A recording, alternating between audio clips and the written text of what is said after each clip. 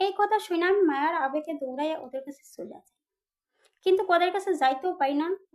রাস্তার মধ্যে একটা দোকানদারে ডাক দেয়, তার নাম হচ্ছে লিটন, ওই জায়গার স্থানীয় লোক। লিটনের ভাইয়া আমাকে প্রশ্ন করতেছে তোদের মামলার কি খবর। তখন দোকানের পাড়ে দাঁড়িয়ে আমি এই কথা বলতেছি যে মামলার খবর এখনো জানি না, কিন্তু আমার ভাই বোন আমার কাছে মাপ চাইছে। এটা বলতে আমার বড় ভাই আমিন পিছন দিয়ে আয় আমার হাত থাপা দিয়ে আমার হাত দুইটা দইরা বাসায় নিয়ে খাটের সাথে আমার গায়ের উন্না দিয়ে আমাকে বাইদা ফালাইলো। বাইদা পুলিশকে ফোন দিয়ে বলতেছে আমাদের বাচ্চা চুরি করে নিয়ে যাইতে আসছে, আপনারা আমাকে বাঁচান, আমাদেরকে বাঁচান, আমার বোনে আমাদের বাচ্চা চুরি করে নিয়ে যাইতে আসছে, আমার ছোট বোনকে আপনারা জেলে পড়ে।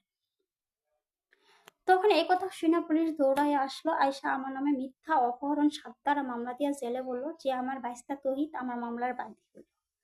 আমাকে মিথ্যা 7 ধারা মামলা দিয়ে জেলে পড়ার পর আমার বড় ভাই বোন প্রতিদিন জেলখানায় যায়, কাশিমপুর কেন্দ্রীয় কারাগারে যায়, 3 নম্বর জেলখানায় গিয়া বলে যে তুই আমার শালা কাদিরের মামলা তুইলা দে। আমার বড় ভাই আলম বলে আমার শালা কাদিরের মামলা তুইলা দে, তাহলে তোরে জেল থেকে ছাইড়ে দে। আমার বড় বোন জরিনা বলে যে তোরে 50 লাখ টাকার লাগে আমরা বিক্রি করছি, তোরে 50 লাখ টাকার লাগে আমরা বিক্রি করছি, তুই এই 50 লাখ টাকার বিক্রিতে তুই যাস নাই, ঠিক আছে, আমাদের অনেক ক্ষতি করছিস, আমরা আর কোনো টাকা বিদেশ থেকে পাবো না, কিন্তু আমাদের একটা কথা রাখ, তুই এই কাদেরের মামলাটা তুলে দে, তাহলে তোরে জেল থেকে বের করবো, নাহলে তোরে বের করবো না, সারা জীবন জেলখানায় পোষায় আমার। এই কথা বলে আমার বড় বোন জরিনা। আমার ভাবি সাবিনা বলে যে এই জেলখানাতে বিনা দোষে সবাই জেল খাটে, দোষ করে কেউ জেল খাটে না।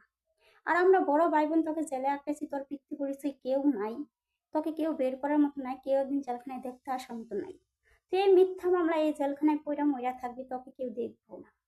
কি কাম আছে, তুই আমাদের মামলাটা তুলে দে, কাদেরের নামে মামলাটা তুলে দে, তাহলে তোর জেল থেকে বের করি, তোর জীবনটাও বাঁচুক, কাদেরের জীবনটাও বাঁচুক।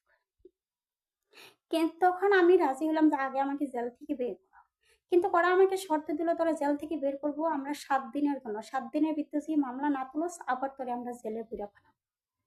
তখন এই শর্ত দিয়ে আমার বড় বোন জরিনা, বড় ভাই আলম, বড় ভাবি আমেনা এবং বড় বড় ভাবি সাবিনা এবং বড় ভাই আমিন আমাকে এই শর্ত দিয়ে আমাকে জেল থেকে 7 দিনের জন্য বের করে। তখন আমি কোনোভাবে জেল থেকে বের হয়ে, ওরা জেল থেকে বের করে আবার পাগলের সুই কিনা নিয়ে কাশিমপুর জেলখানায় দাঁড়ায়, যে আমার শরীরে পাগলের সুই ঢুকায় ওরা আমাকে পাগল বানায় কাঠগড়ায় দাঁড় করাবে, কোর্টের জজ সাহেব স্যার জানবে যে আমি মানসিক ভাবে পাগল।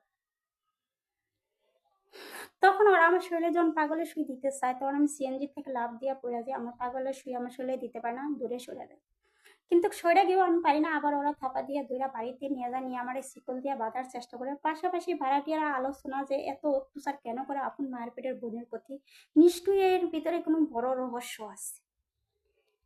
তখন আমার ভাবি সাবিনা ধরা পড়িয়া গেল যে সমাজের লোকজনের কাছে যে এখানে কোনো বড় রহস্য আছে। আর আইনার লোকেরা কিরকম এগুলো যাই না শুনে এই মেয়ের বিরুদ্ধে মামলাগুলো নেয়, মেয়েকে অশান্তি করে, না এখানে কিছু একটা করতে হবে। পাশাপাশি ভাড়াটিয়া গ্রামবাসী ক্ষিপ্ত হয়ে গেল অনেকেই। এই মুহূর্তে ওরা না পারে আমার বড় ভাই আমিন দারোগা রফিকুল ইসলাম আলম দারোগারে ফোন দেয়, ও আমার বোন তো আবার পাগলামি শুরু করছে, আঙ্গরে মাইয়া ফেলাইতেছে ওরা আরেকটা মামলাতে।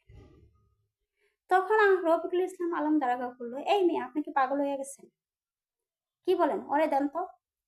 পরে আমার কাছে যখন ফোনটা নিয়ে আসলো আমি খালি একটা কথাই বললাম যে স্যার আমাকে বাঁচান, আমাকে শিকল দিয়ে বাইরে রাখছে।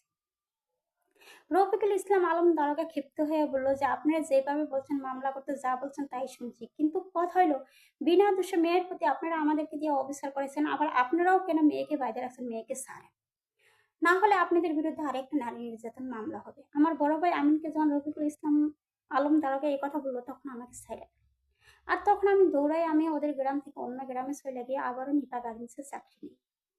না খাইয়া কয়দিন চাকরি করি, কেউ কোনো খাবার দিলে খাই, নালে নাই, এভাবে জীবন কাটাই এককাল।